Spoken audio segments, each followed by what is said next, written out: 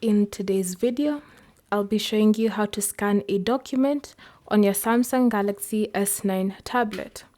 So first, have your document close by, then open the camera app, and what you want to do is hold your tablet over the document,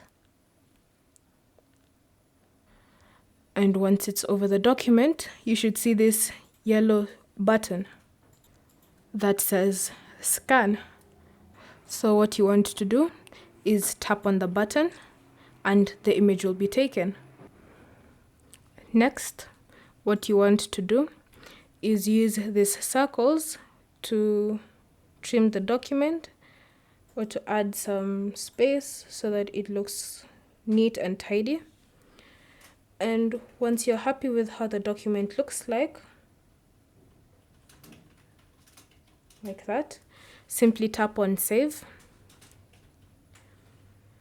And then you'll notice in your camera roll that the document has now been saved.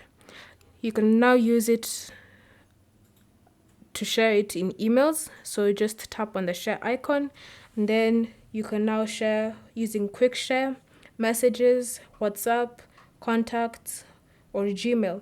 You can even save it in your secure folder if you've created one.